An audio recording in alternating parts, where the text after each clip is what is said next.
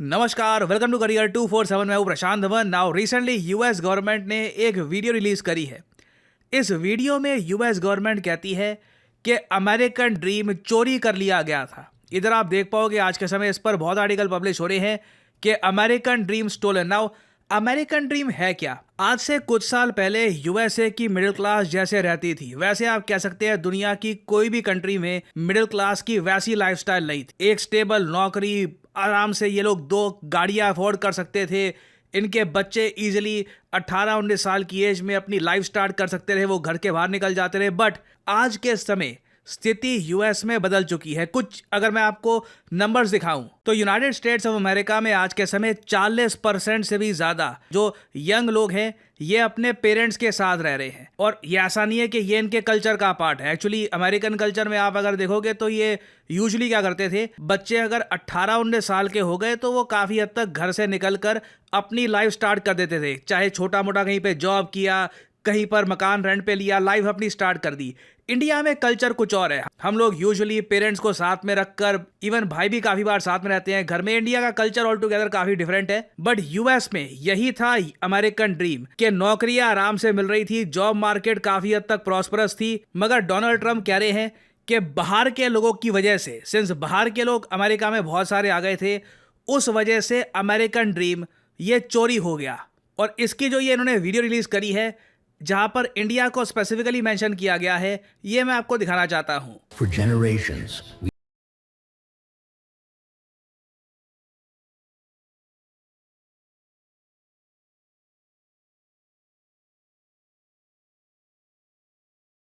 workers ना यहाँ पे आपने देखा इन्होंने बोला है कि जी यंग अमेरिकन जो हैं उनसे अमेरिकन ड्रीम चोरी कर लिया गया। फॉरेन वर्कर्स आ गए H1B वीज़ा प्रोग्राम के अंडर। इसमें स्पेसिफिकली आप अगर देखोगे इंडिया का मेंशन किया गया है यहाँ पर कि जो H1B वीज़ा अप्रूवल्स थे 71% इंडियंस को मिल रहे। बेसिकली आप कह लीजिए इंडियंस यूएस में आकर नौकरियां छीन रहे थे। ये मैसेज यूएस गवर्नमेंट दे रही है आज के समय अपनी जनता को। ऑलरेडी मैं आपको बता दूं यूएस में जो सोशल मीडिया है उधर वहां पे एक एंटी इंडिया सेंटीमेंट बना हुआ है। इस इशू को लेकर नहीं कि जियो पॉलिटिकली कुछ चीज खराब है, यूएस में गुस्सा इस बात को लेकर है कि इंडियंस इतनी जल्दी आगे कैसे निकल गए। वो लोग देखते हैं कई जो गैस स्टेशंस हैं वहां पे इंडियंस जो वर्कर्स के रूप में आए थे वो अब गैस स्टेशंस ओन कर रहे हैं। कई ग्रोसरी स्टोर्स इंडियंस ओन कर रहे हैं। फिर वो गूगल, माइक्रोसॉफ्ट में देखते हैं टॉप लेवल पर सीईओज इंडियन बैठे हुए हैं।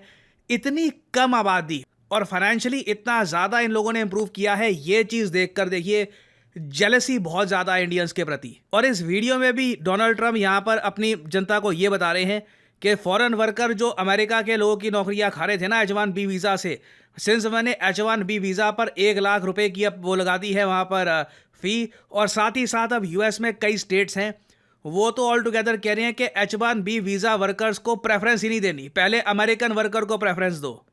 इससे मैं आपको साफ साफ बता दूं इंडियंस के प्रति जो सेंटिमेंट है यूएस में ये बढ़ने ही वाली है। ये इस टाइप के चार्ट्स वगैरह दिखाकर स्थिति का और ज़्यादा खराब ही होगी इन द फ्यूचर। खैर ये पूरी वीडियो ये देखिए।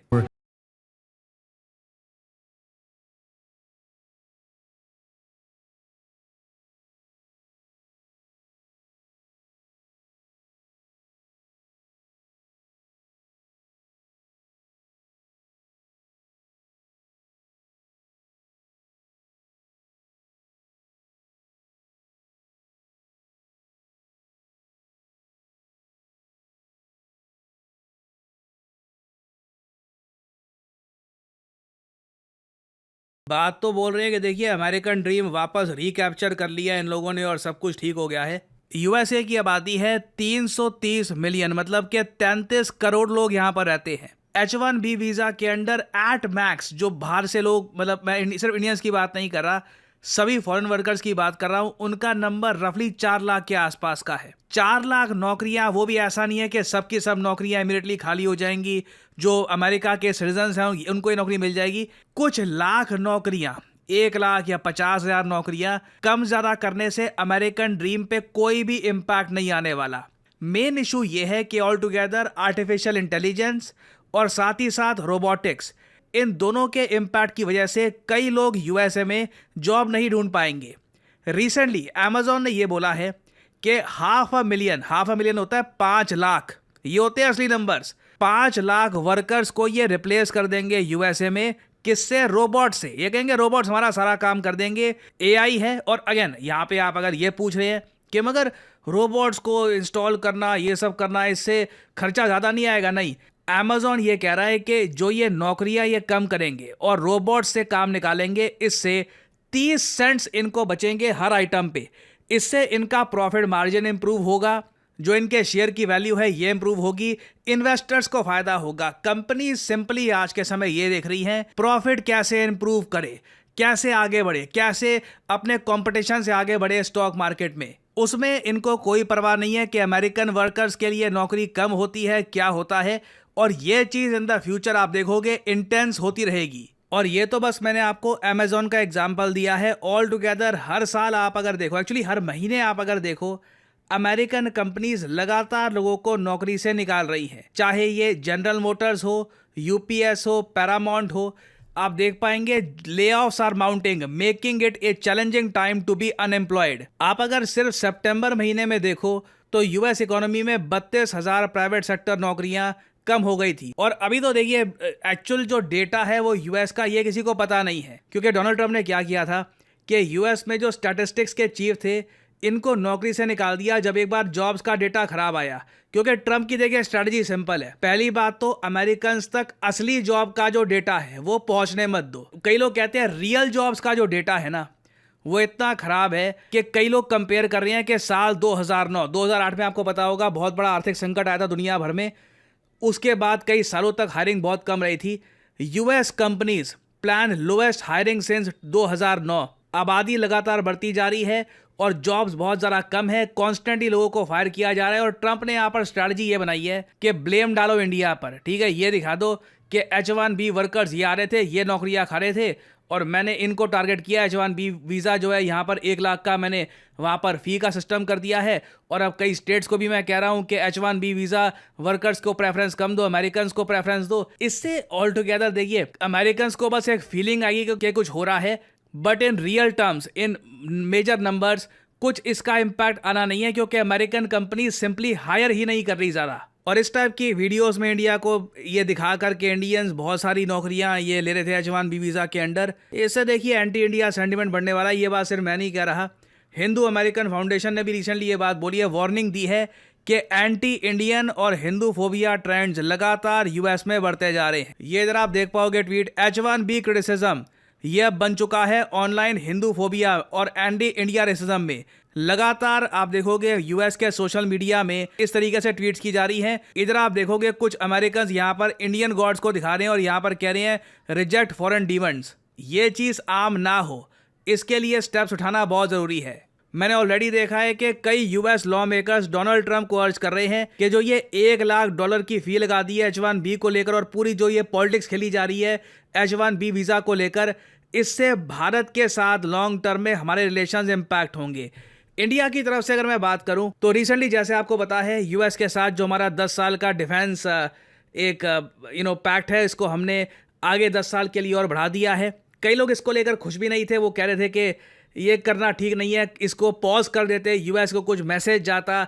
बट अगेन इस टॉपिक पर मैं पूरी अलग से वीडियो बना चुका हूँ, वो वीडियो आप देखना चाहें देख सकते हैं। वहाँ पे मैंने इन डिटेल बताया है कि ये जो 10 साल का डिफेंस एग्रीमेंट है ये किस बारे में है और कैसे काम करेगा। बट देखना ये होगा कि आने वाले समय में जब ये H1B वीज़ा पे दुनिया भर के एक्शन लेने के बाद यूएस में अनएम्प्लॉयमेंट रेट बढ़ता रहेगा, जॉब्स कटती रहेंगी, इवेंचुअली डोनाल्ड ट्रंप उस टाइम अपनी जनता का गुस्सा कैसे फेस करेंगे, क्योंकि ये इवेंचुअलिटी है। वो एक टाइम का जो अमेरिकन ड्रीम था 1980s 90s का, वो समाप्त हो चुका है।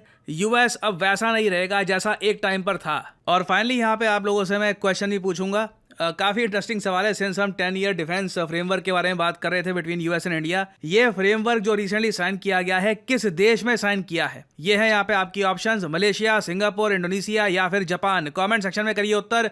जो लोग देंगे सही आंसर उनकी कमेंट को मैं दे दूंगा हार्ट, ताकि बाकी लोग समझ पाएं कि सही उत्तर क्या है। Hi, myself Dr. M. Bandhavya.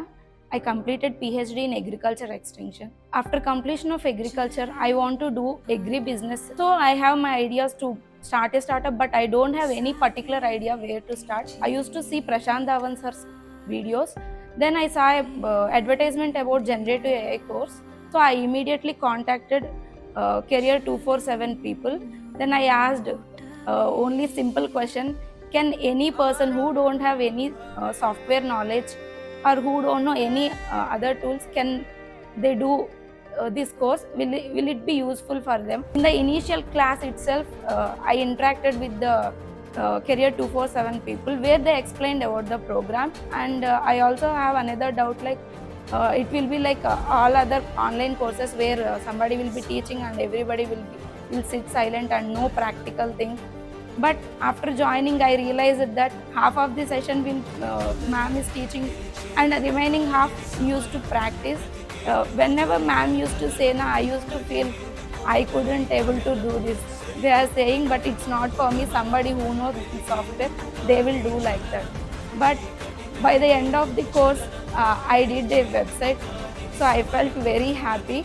And I did 15 projects and so many assignments daily we used to do, and one capstone project also. Ma'am inculcated generative AI mindset. My mind used to think, can we use generative AI in some way to make it automation? If you are also so much interested in it, it will be great help for you. So I feel I didn't waste my time and money. So thank you, Career 247.